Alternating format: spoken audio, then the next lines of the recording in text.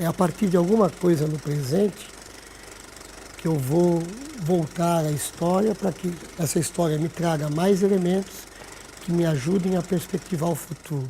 Século XXI que me impele a buscar saber lá atrás por que as coisas estão se dando de um determinado jeito hoje, né? E a partir dessa apropriação, que possibilidades eu tenho de modificar, de construir uma educação física diferente daqui para frente.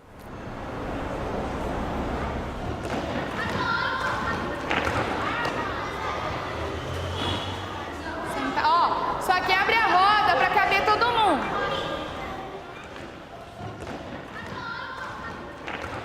Didática da educação física.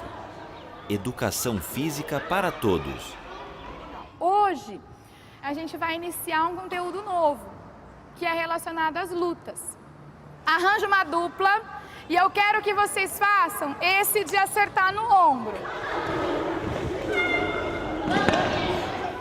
A história da educação física na escola começa no Brasil Império em 1851 com a Reforma Couto-Ferraz, documento que regulou as práticas do ensino público e particular na Corte Imperial.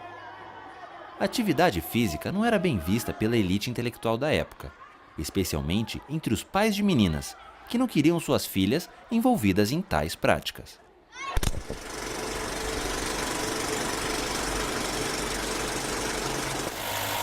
No final do século XIX, 1882, Rui Barbosa defendeu no Brasil a importância da presença da ginástica no currículo escolar. E defendeu, inclusive, a importância desse componente curricular, chamado ginástica, à época não se chamava educação física, também extensivo às mulheres. Era introduzida na escola numa perspectiva em relação à mulher, a busca de prepará-la para a maternidade.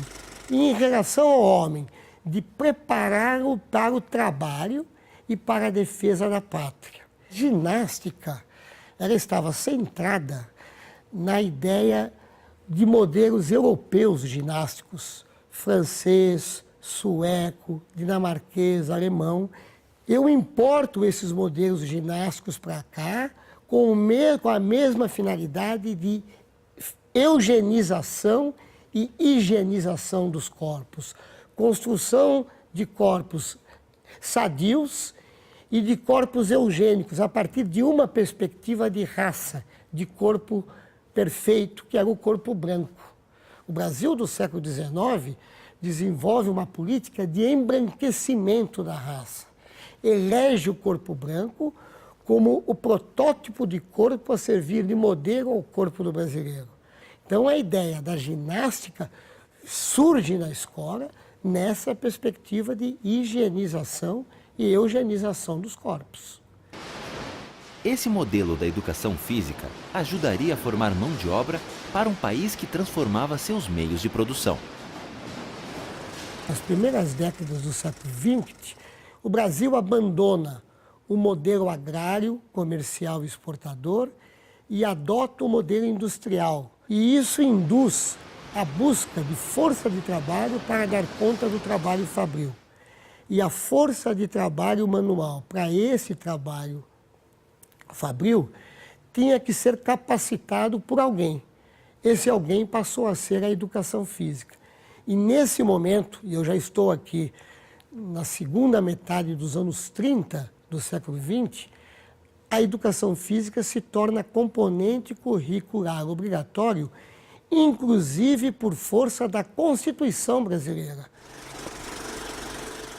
A Constituição de 1937 dizia da obrigatoriedade da educação física no sistema de ensino brasileiro, com o objetivo de adestrar fisicamente a força de trabalho do trabalhador brasileiro. Os conteúdos programáticos das disciplinas que formavam esse professor estavam todos eles centrados em disciplinas científicas da área biológica, da área biomédica.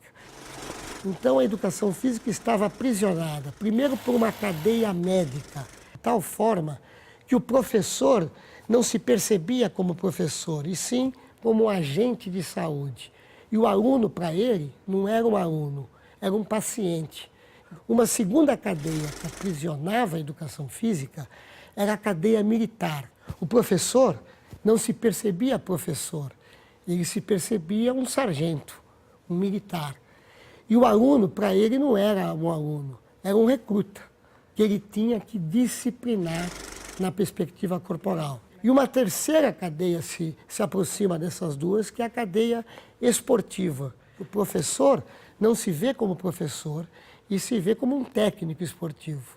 E para ele, o aluno não era um aluno, era um atleta. Digamos que a dimensão cultural não era tratada.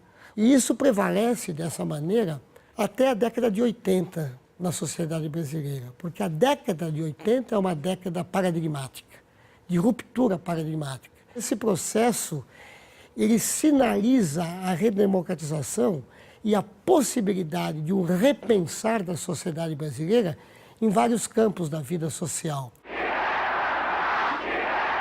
O palco social estava mudando. E à medida que muda o palco, muda o cenário educacional.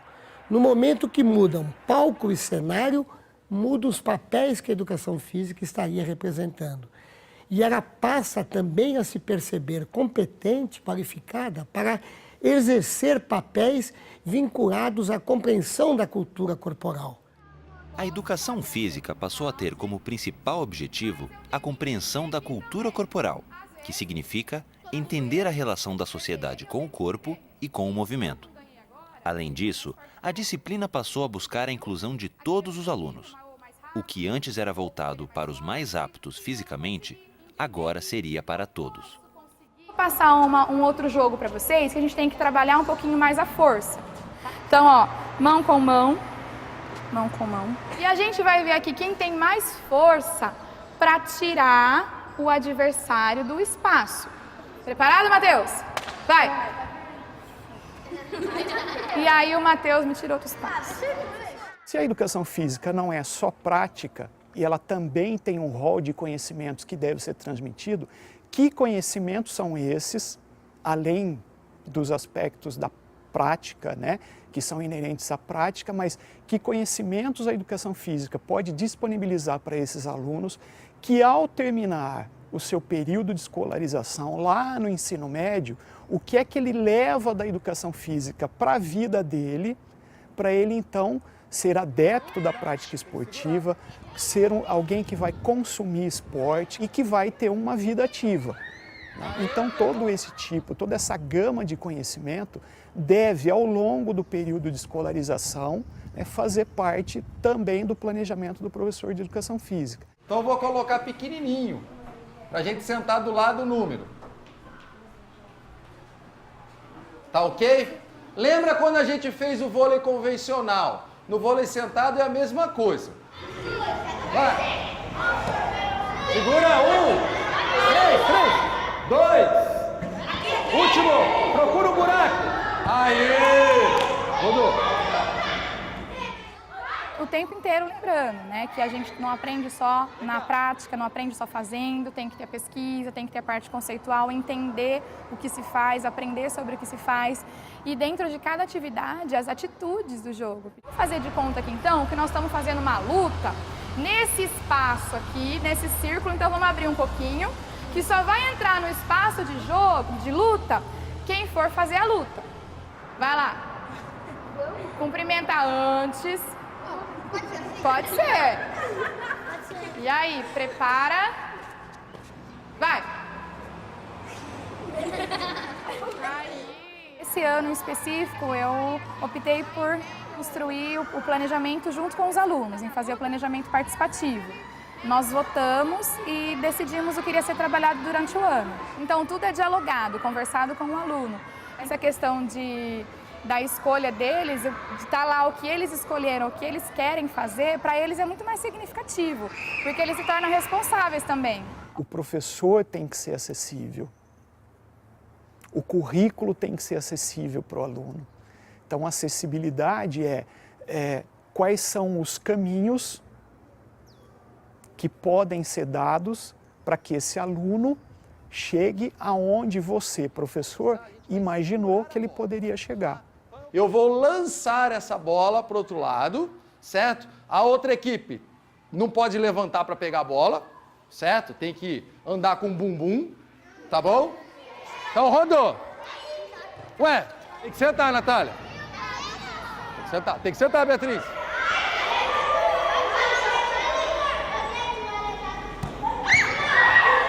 Pode ser que nem todos cheguem naquele objetivo? Pode. Mas até onde eu vou levar o meu aluno na direção daquele objetivo? Até onde eu posso construir esse caminho? Do que é que eu lanço mão nas minhas práticas para levar esse aluno, né, a esse objetivo? Que estava lá no meu planejamento, que está de acordo com o projeto político-pedagógico da escola. Eu penso, quando eu penso em educação física, eu penso por esse caminho, né? E esse caminho, na minha perspectiva, é o caminho da inclusão. Vem cá, João. Vamos ficar mais aqui para todo mundo ver, ó. Abre aqui um pouquinho, Nath. Então, ó, tá todo mundo vendo. Tá eu e o João, nós vamos fazer o mais simplesinho de todos. Nós vamos virar saci. Então, quem desequilibrar o outro primeiro... Pode fazer forte? Marca ponto. Pode fazer forte. Aí você tem que pensar que nós estamos no chão duro, vai me derrubar que eu vou machucar. Então vai lá, eu tenho que desequilibrar o meu colega. Não vai se jogar no chão.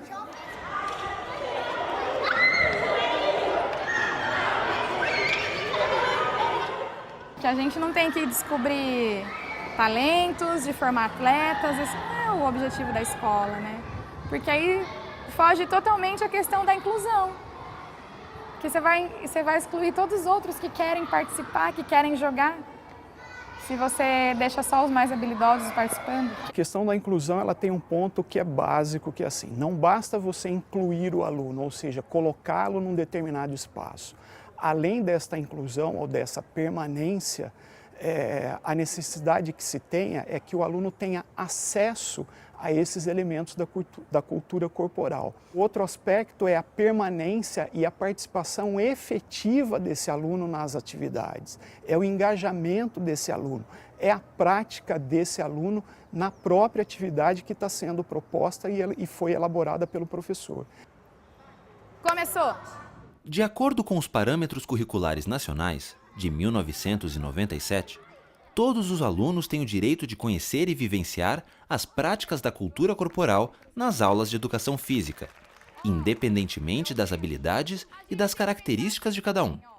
Então, no sumô, né, tem essa dinâmica aqui de tirar o oponente do espaço. Meu primo, o Andrei, fala assim que eu pareço assim, ó. Sumô. Sumô, ele fala? Por que ele fala isso pra Gabriele? Por causa que eu sou gorda. Porque ela é gordinha, tá? E, vamos pensar sobre isso. Os lutadores de sumô, eles têm uma composição corporal, né? Eles comem bastante, fazem uma dieta, peraí, Felipe, pra ter aquele corpo daquele tamanho, sim. Nesse caso aqui, a Gabi, por exemplo, ela falou que ela é gordinha. Agora eu não vou ficar rindo, falando, mas aí... você é magrelo, é um palito. Passa em qualquer lugar. Passa em qualquer lugar, até no buraco da fechadura. Aí vou lá, você é gordo, e já dá risada do outro. Mas o Andrei, gente... Se a gente for olhar aqui para todo mundo, ninguém é igual a ninguém. A ideia que se tem hoje é que, quando se fala em inclusão, eu estou necessariamente falando do aluno que possui algum tipo de deficiência. E necessariamente não é esse o contexto. Eu tenho o contexto, por exemplo, do aluno obeso ou com sobrepeso, o dislexo, aquele que é muito magro, aquele que por algum motivo tem um corpo diferente do que a sociedade estipula como padrão. E aí é que entra a inclusão. Então, a inclusão, essa ideia de uma escola para todos, ela tem a intenção de absorver todos esses alunos. Agora, quando a gente fala uma escola para todos, se imagina que todos devam ser tratados da mesma maneira. E também não é bem assim. Eu recebo uma massa de alunos que chega à escola, mas cada um deles tem a sua particularidade, tem as suas individualidades, tem habilidades diferentes e, portanto, devem ser tratados ou devem ser oferecidos a esses alunos oportunidades também diferentes, né? Luiz Seabra chama atenção para a importância do professor valorizar as individualidades dos alunos para que todos sejam incluídos e tenham acesso às diversas compreensões da cultura corporal e da educação física. A abertura de compreender a educação física como cultura, dá para entender a educação física como linguagem, mas então a educação física não lida mais com a saúde? Lida. Eu preciso mostrar para o meu aluno o que acontece com o corpo dele quando esse corpo é submetido a esforço físico. Se ele quiser melhorar sua capacidade orgânica, cardiorrespiratória, que ele vai precisar correr tantas vezes por dia, por semana, numa determinada intensidade, com uma determinada regularidade, que vai fazer com que esse sistema cardiorrespiratório sofra melhoras no seu referencial de aptidão. Eu ensino isso, é um conhecimento que eu vou passar para ele, para que ele, pro resto da vida dele, se quiser fazer uso desse conhecimento, faça. Se você estiver treinando com seu parceiro, você vai treinar. Você vai machucar ele. Com quem você vai treinar amanhã ou depois? Tenho que lembrar daquilo ali que o Gabriel falou. Eu preciso do meu adversário. Isso é diferente de pôr o aluno para correr 12 minutos, 20 minutos, num certo ritmo, tantas vezes por semana, sem dizer para ele por que ele está correndo. Pedro, como é que faz aí o início da luta que você fez aquela hora? Elas já cumprimentaram. Aí entrelaçar os dedos. Ai, ó, aí vocês já estão colocando o quê? Regras nesse jogo de luta que a gente acabou de inventar.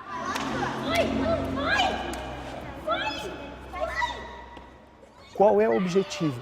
Que o meu aluno adquira conhecimento sobre as práticas da cultura corporal. Como eu vou fazer isso? Né? Depende. E essas lutas são usadas para as práticas de competição, de lazer, né? Para fazer amigos, como vocês falaram, para melhorar a saúde, ou simplesmente porque eu gosto, eu quero fazer, para me divertir. Tem receita? Não, não tem. Tem uma metodologia específica que vai atingir isso? Também não tem. Então, se eu penso na educação física pelo viés da inclusão, de que todos devem ter a mesma oportunidade, eu também vou achar que não vai existir uma única forma de lidar com essa massa de alunos que chega na escola. Não vai existir uma única metodologia que dê conta de responder a todas essas questões dentro da minha prática no dia a dia. Então eu tenho que buscar em diferentes metodologias, diferentes estratégias, diferentes situações para atingir os tantos diferentes que chegam na escola. Vocês vão subir,